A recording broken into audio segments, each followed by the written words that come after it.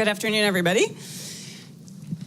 Roland, Matt, we can get started and talk a little bit about, I guess, what Tim has framed as the globalism and populism that we're seeing internationally and growing. So, Matt, you recently published a paper through the Center for American Progress on this subject. You want to give us a little kind of overview on your thinking and what was in that paper? Sure. I think we should try and explore most of this in the conversation, so I'll give a very brief sort of 2-minute synopsis. It was a project that was actually funded by Michael Bloomberg, and he asked us to bring together progressives and conservatives, so we did this in partnership with the American Enterprise Institute.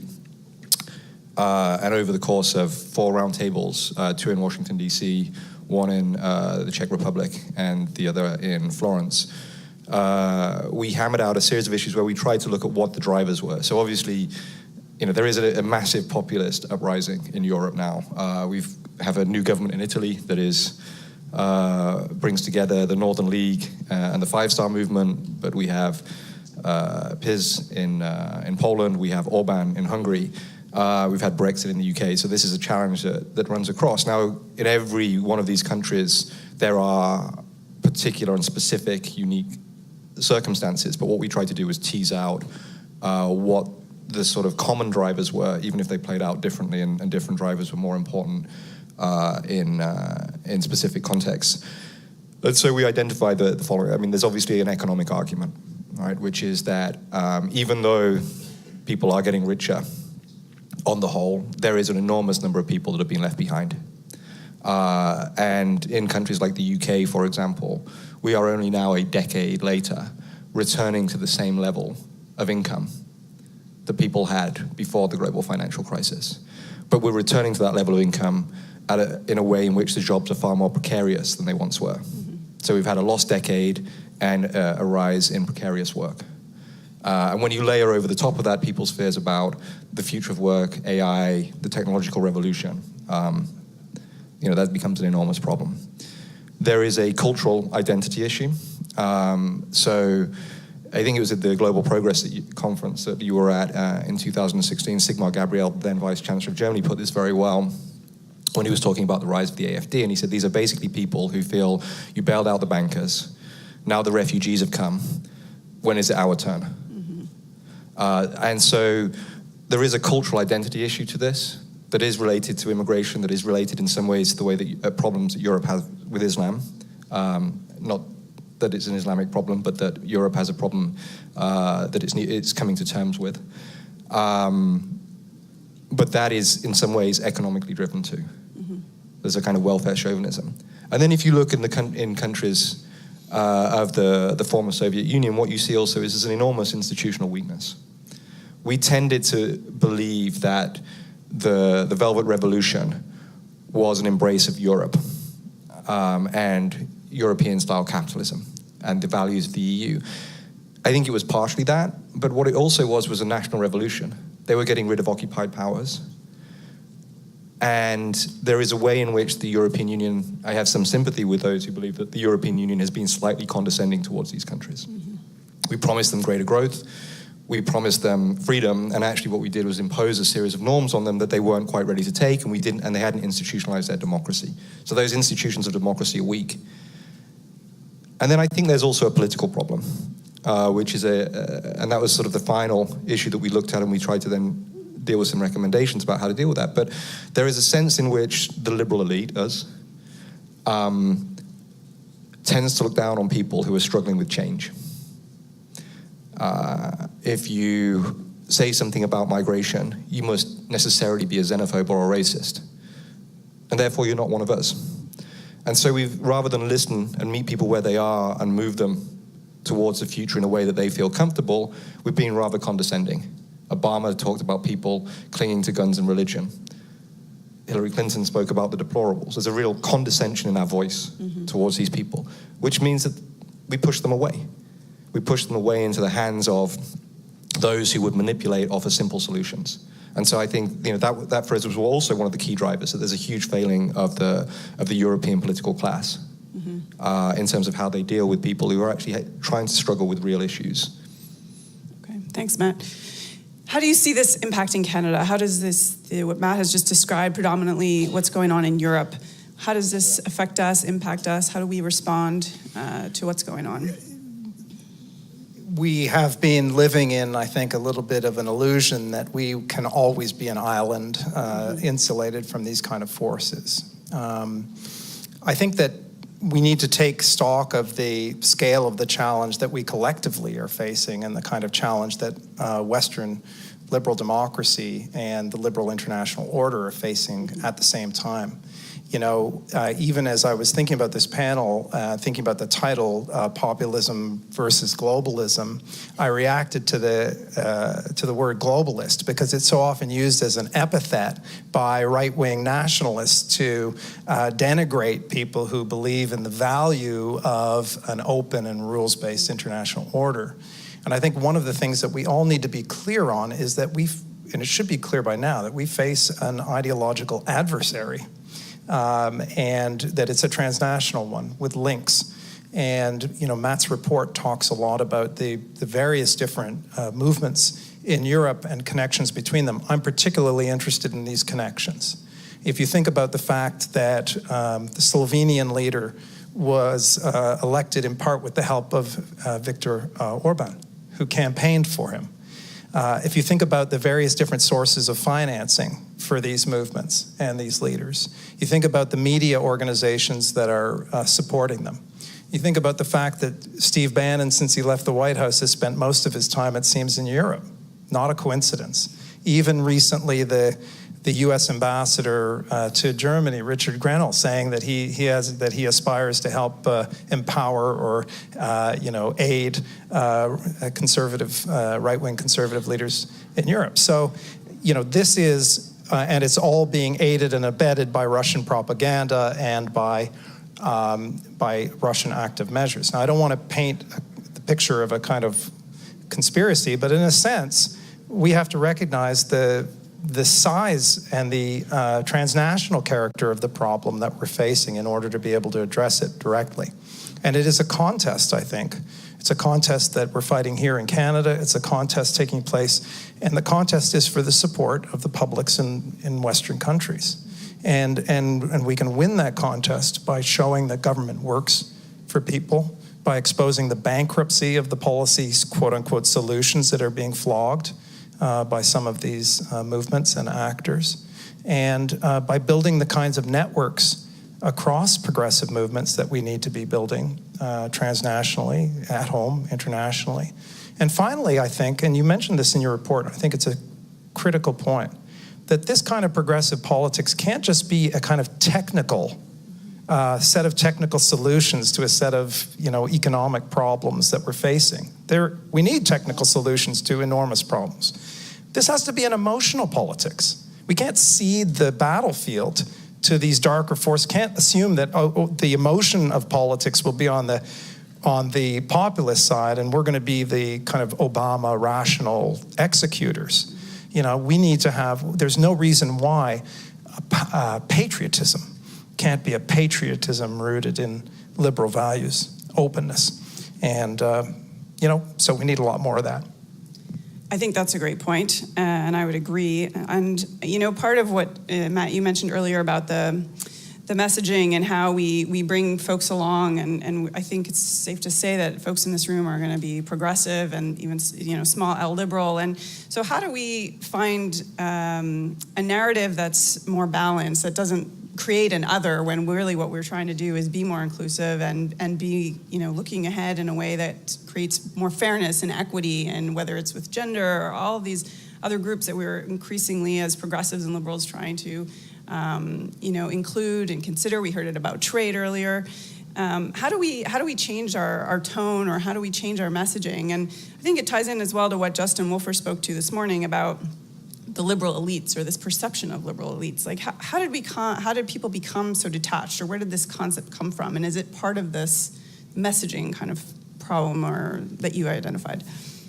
So I don't think it's just a messaging problem, by the way, although No. there is a messaging problem. I think I like to use the phrase seminaritis, and I think that's what a lot of progressives suffer from. They kind of believe that politics is a game of developing the best rational argument, having the best data to support it, and then just presenting that in a cold way. And it's what leads to the attitude that when people don't vote for them, they look at people and say, like, well, you're irrational. You're irrational, you're stupid. How do you not vote in your own interest?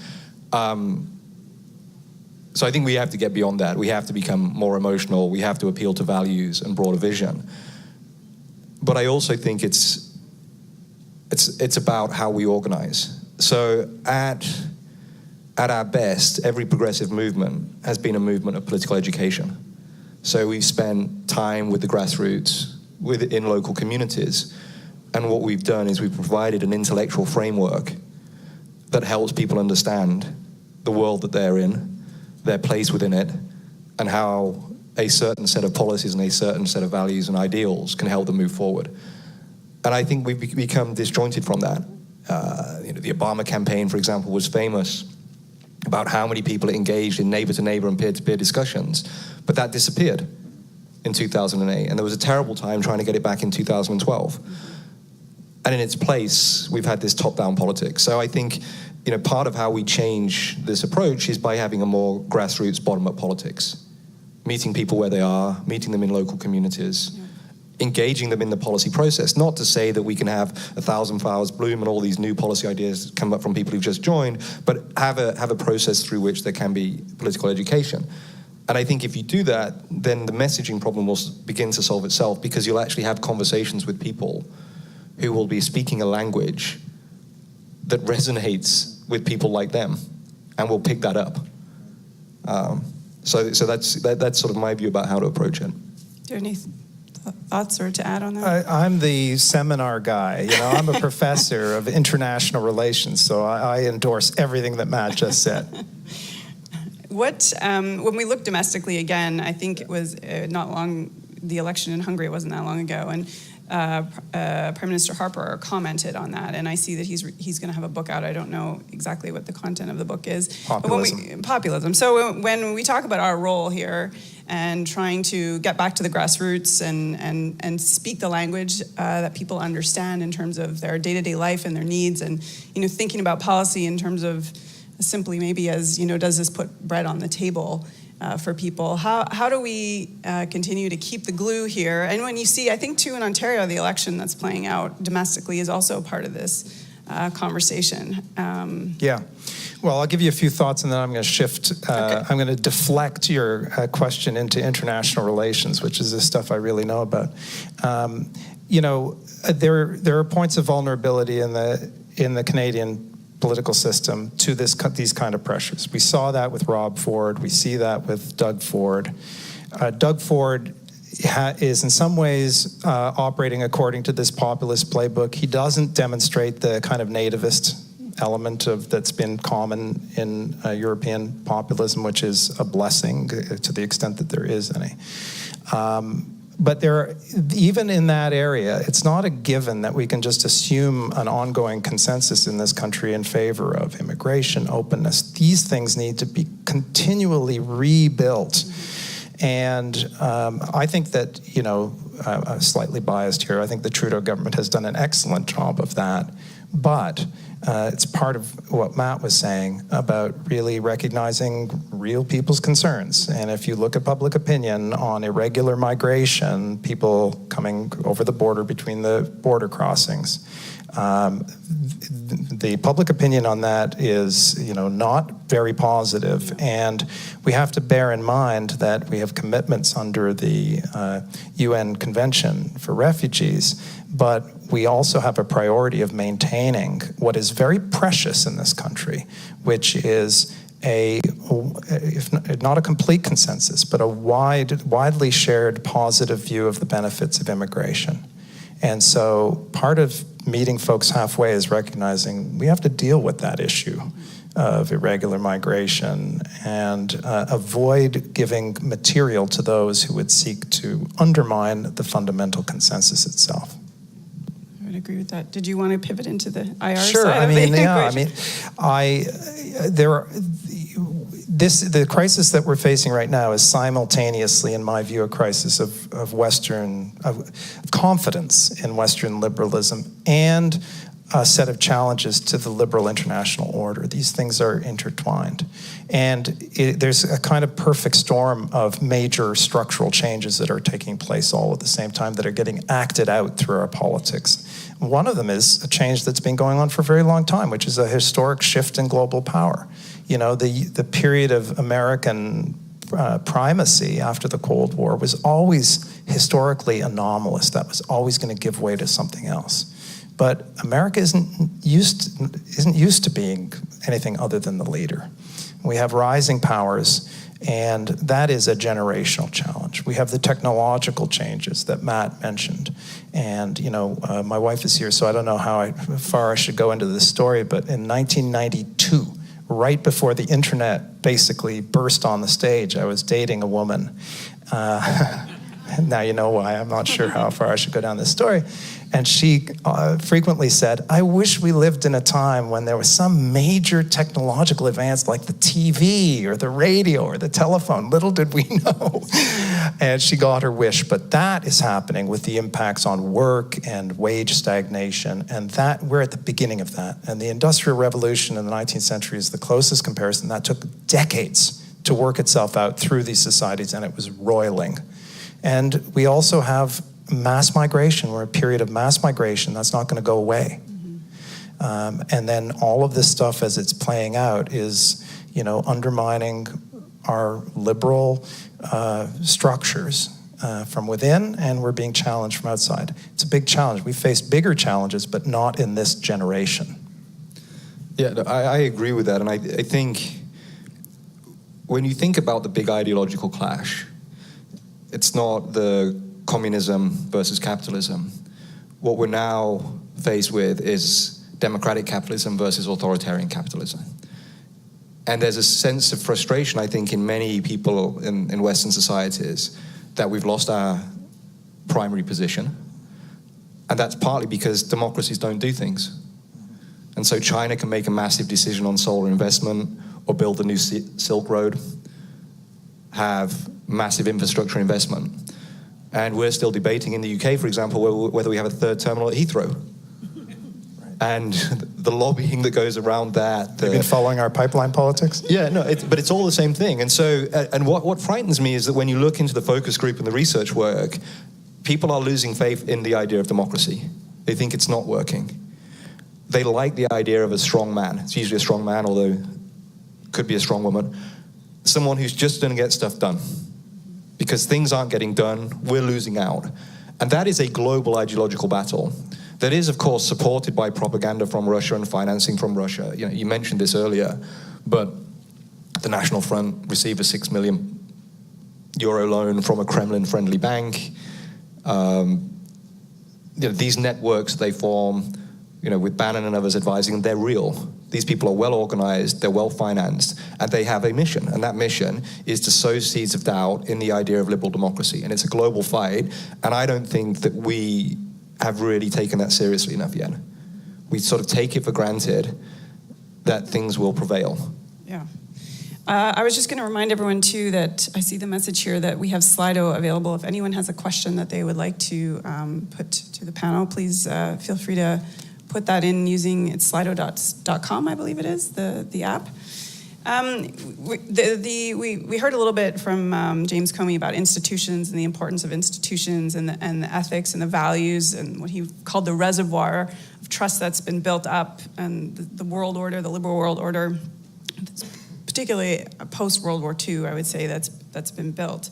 And with this rise of populism, some institutions are clearly already weak, but is there a role for Canada here on the institution side, both by the example that we set and how we treat our institutions, and also how we can, without, I guess, being overconfident, maybe that's not the right word, but try to reinforce institutions in other countries or in other regions to protect against that? Can we prevent this from really rolling back the progress that's been made, and are institutions a key to that? Can we play a role there? Yeah, I think there's a lot that Canada can be doing. It already is doing a lot internationally in responding to these challenges. Of course, without the United States at the core of the Western grouping, there is only so much all the other countries together can do. But Canada has been and should continue to be a vocal advocate for these values. And standing up and saying, listen, this liberal world order, this liberal international order, open, rules-based, we have nothing to apologize for. Yes, we have not, and this is a problem right across Western societies, paid enough attention to those who have been left behind by it. But overall, we've had, as you said, in the post-World War II period, an unprecedented run of relative peace and stability and prosperity and lifting of hundreds of millions of people out of prosperity during that time. So making that argument, reminding people why there was sacrifice during World War II and afterwards to build the structures that we built. You know, the opening line of the UN Charter is, in order to prevent succeeding generations from the scourge of war that has twice, damaged mankind. The other thing, there's a number of other things I could go on forever, so I'll be short, is that with the existing structures, even in areas where the United States is backing away or Trump is throwing grenades, there are ways of keeping the flame alive in those structures. So you're seeing that now with the Paris Climate Agreement. Canada hosted a meeting of Europeans and Chinese and others. You're seeing that with the Trans-Pacific Partnership. In both cases, there's a docking station left for the United States when it comes to its census to rejoin. You're seeing that with efforts to maintain the integrity of NATO. And I think when the history is ultimately told, there will be a story about the first NATO summit that Trump attended and the role that Trudeau and Merkel played in helping to manage that meeting. And you're seeing that now with the G7, and maintaining the integrity of that grouping is also very important. And there are other ways, but I'll stop right there. So I'd rather not talk about the institutional angle of this, but I do think that Canada can play a specific leadership role, or the Canadian liberal and progressive movement can play a leadership role. We need success stories. Right now, Justin Trudeau's government is a success story. The recent victory of Jacinda Ardern in New Zealand is a success story. Sadiq Khan, as the first Muslim mayor of a major European city, is a success story. And what we need to do, and what we have been doing, but not well enough, is to build links between those. Politics now is transnational. We've understood that in Europe for a long time, but I think people are beginning to realize that this is an ideological battle that is transcending the globe. And it's very difficult because you have this situation that you're caught in where you're not quite sure whether you should be a head of state and government and act in the idea of a state interest, or whether you should be looking at about a broader political issue. But in some ways, while all politics is local, all policy is global. And therefore, we need to fight that global and ideological policy debate in a way where people who share the same values and the same histories come together to fight that globally. I think it's something, we talk about American leadership, but I think it's something that Barack Obama, when he was president, was particularly bad at, for example. He spoke a lot about how Europe needed to end austerity. And the austerity that has characterized the continent for the last decade is part of the reason why we're facing populism now. Yet when you look at who his two, he only wrote 2 op-eds with European leaders while he was in office. One was David Cameron, and one was Angela Merkel. Now, if there are 2 people who epitomize austerity politics in Europe, it's Angela Merkel, who enforced it on much of the southern European states, and it's David Cameron. And there comes a point in which, when you're elevating the views of people who are your ideological opponents, for whatever that interstate reason is, but you're not lifting up your allies, that's a problem. And so I think we need to think much more about how politics is globalizing, how this is a global battle. And I think your Prime Minister and others can play a leadership role in that. Okay, thanks. We do have a question here. I will read it from the screen here. What do you see as the most imminent threat, populist or otherwise, to liberal politics and policies in Canada? And how can we proactively deal with those threats? You want to go first? You're Canadian. But that doesn't stop you. Go ahead. So I think we should be very wary of the new media environment. Of the which? Of the new media environment. New media. So I think that the rise of it's not by coincidence that populism has surged at a time in which the growth of social media has facilitated different groups to come together, where we have a form of distribution in which it is impossible almost to distinguish between a legitimate news article that has been well-resourced and these kind of puff journalism or deliberate fake news.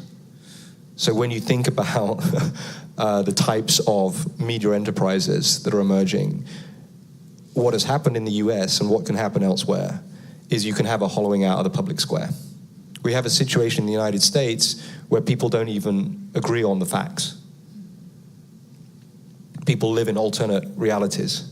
Rudy Giuliani even used that term. He said, I think their reality is different to ours, when talking about how the Democrats viewed the Russia investigation. And if you have no public square, if you have no place that everybody can agree that here are the basic facts and here's a place that we can debate this out, then that is the biggest threat to democracy, more than any policy or institution. And I think we've got to think really hard about how we work with these organizations, because it's something in their business model. I was saying to Roland when we were in the green room that they're not polarizing, they're fragmentary tools. So fragmentary media is built into the very business model of Facebook and Twitter and others to fragment society, to break people down into small micro groups that you can then link together and target. That's how they make their money.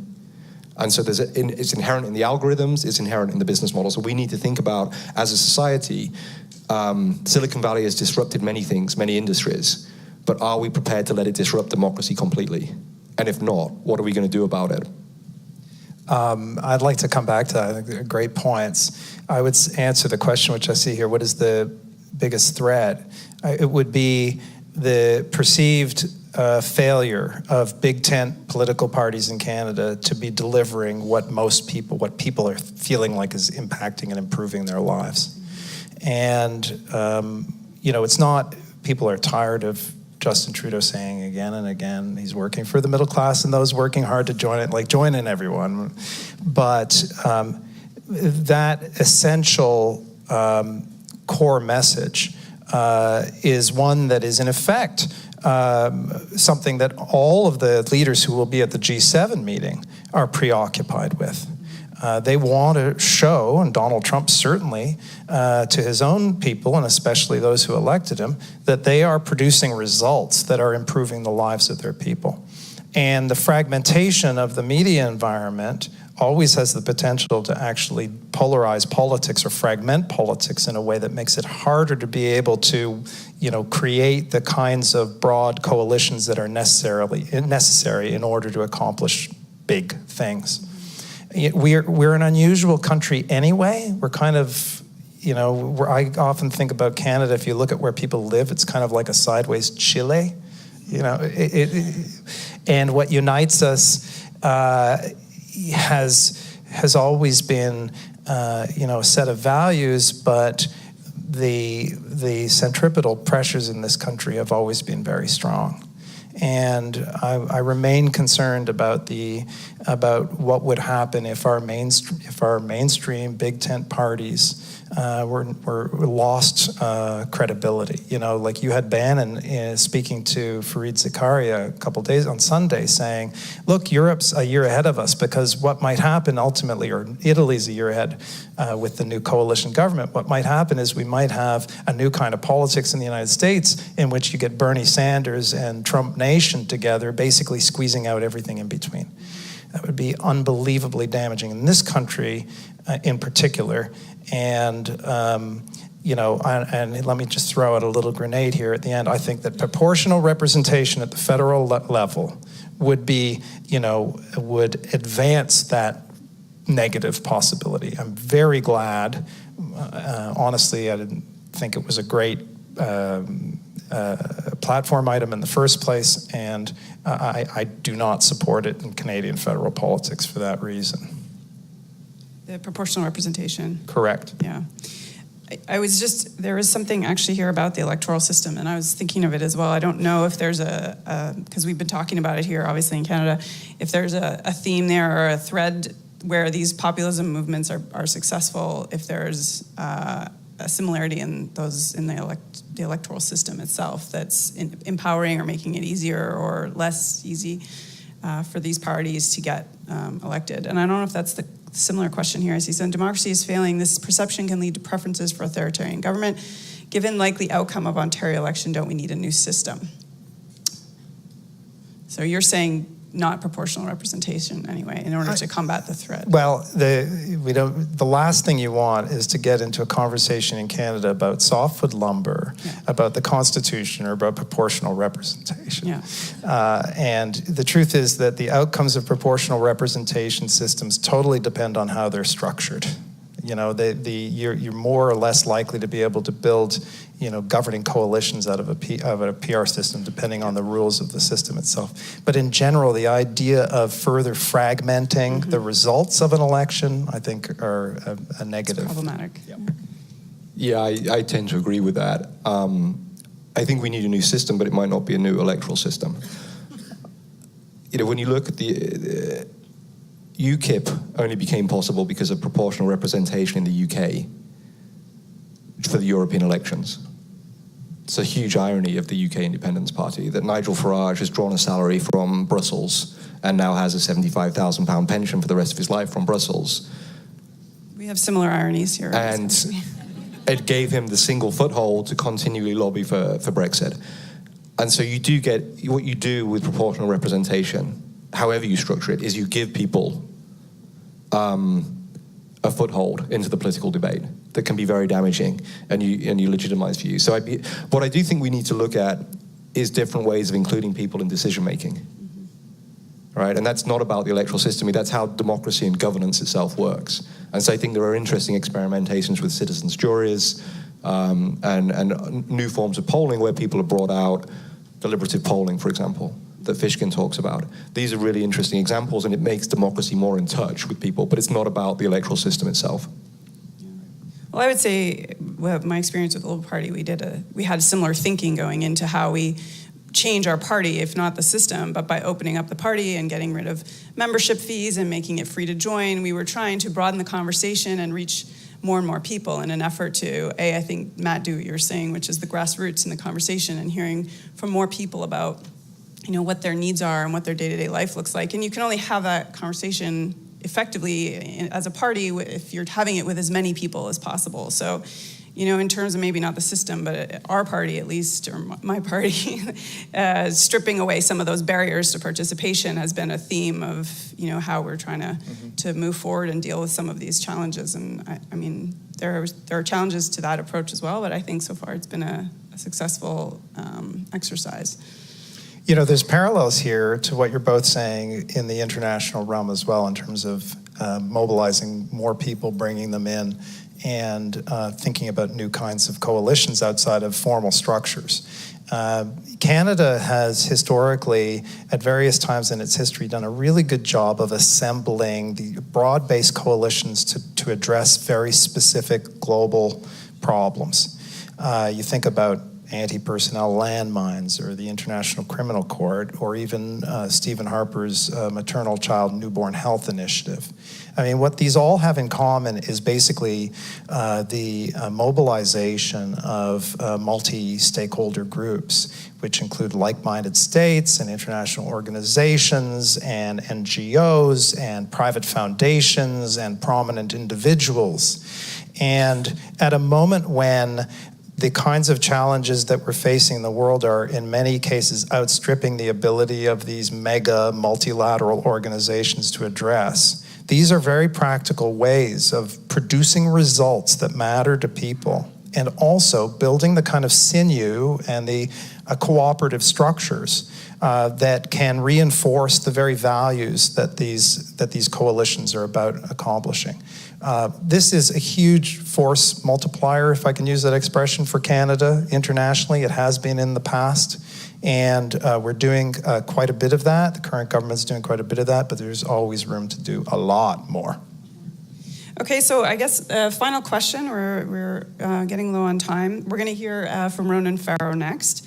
His new book, The War on Peace. He argues that the West, on the diplomatic front anyway, is in retreat, and that bad actors are stepping in to fill that void. Would you share that assessment? Is that threat real?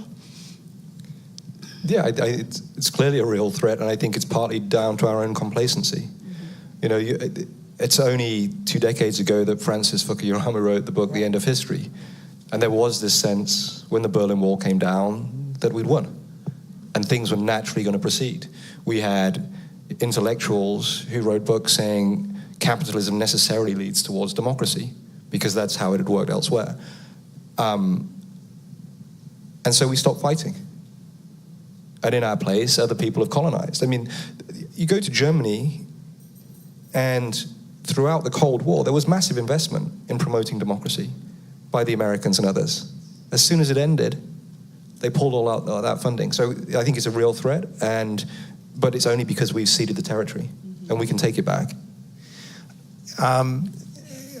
You know, what I like about this discussion is that it's both clear-eyed about the nature of the threat, and in fact, I think we're all saying that we need to face this transnational ideological threat more directly, but it's not despairing either. And a lot of these discussions end up being despairing, like you want to drink hemlock at the end of them. You know, we have a lot going for us still. These are challenges. Edward Luce wrote a book called The Retreat of Western Liberalism, and he fought with his publisher. They want to call it the end of Western liberalism. He said no retreat, because there's always the possibility for return. And, you know, if you think about the values that have traditionally been at the heart of this grouping of like-minded states, these values have universal and enduring appeal. So you're not going to get people, you know, filling the public squares demanding that their country adopt the Chinese form of government, but you might get them demanding their freedom. And you know, I discovered many years ago a quote by Daniel Patrick Moynihan, the late U.S. Senator from New York, that I sometimes remind myself of if I'm in a low mood about this. And if you study international relations these days, those moments are not uncommon. And I brought it with me, and with your permission.